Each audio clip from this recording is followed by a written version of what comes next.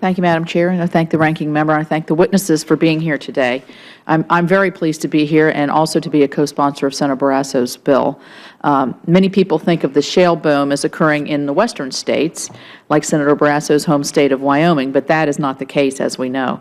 The eastern United States and my home state of West Virginia have been blessed with vast shale gas reserves, and we are just discovering really how massive they are. If I could illustrate the point for a few minutes, let me share you a few facts from the December 2014 Department of Energy report on oil and gas reserves in the United States. In 2013, West Virginia surpassed Oklahoma to become the third largest shale gas reserve state.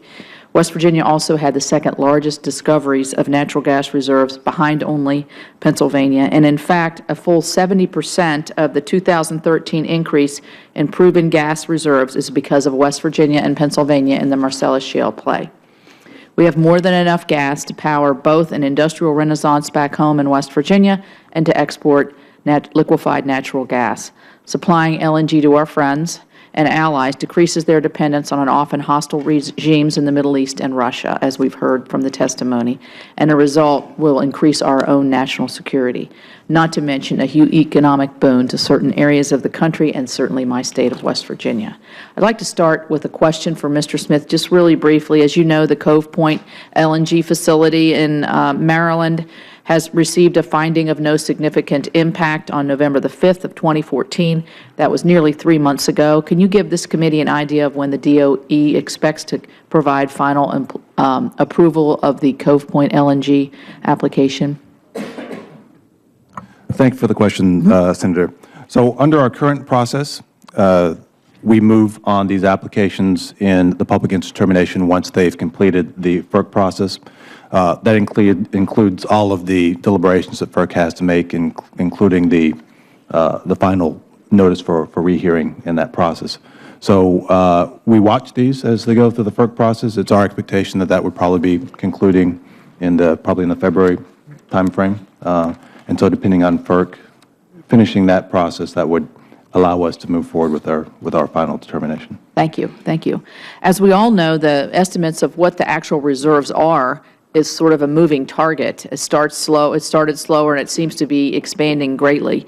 I like the way Mr. Eisenberg framed it, that everybody's winning. But I'm curious to know from you, Mr. Eisenberg and Mr. Durbin, as these estimates of the vast resource change, how do your projections on the economic impact that will have in job creation and manufacturing resurgence, how does that change in your estimates, and how closely are you monitoring that as we look at what the vast reserves actually provide?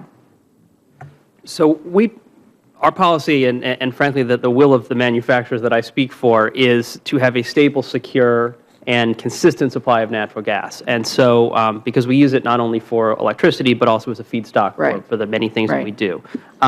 That's a lot of what I do for a living. And that's basically, we need to keep an eye on the policies that are coming out of Washington and the states and places like that to make sure that manufacturers can still continue to do what they do. And so obviously, yes, the supply matters significantly. We are now, staring at a situation where EIA every single year tells us we have more and more and more.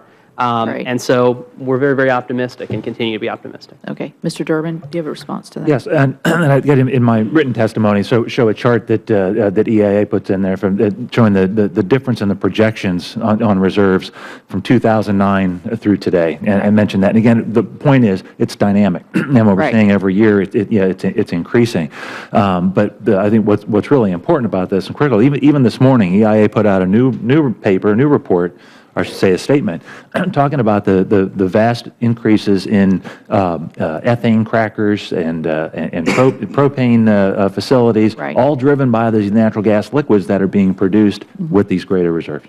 Right. We're seeing that in West Virginia, certainly. And I should mention that the Brazilian chemical manufacturing company, Odebrecht Braskem, is looking to site a major cracker in West Virginia, which will have major residual economic benefits to that region, and hopefully a resurgence of our chemical industry, which has shrunk quite a bit over the last several years because of the usage of the natural gas as a feedstock. You know, I understand, Mr. Smith, just quickly, when you're looking at these, well, I think my time's up, and I know we're under. As a good former House member, I know that I should quit when the red thing comes on, so thank you. I'll learn to talk through it eventually, I'm sure. We like that part of it, Senator Capito. You are more than welcome to this committee. With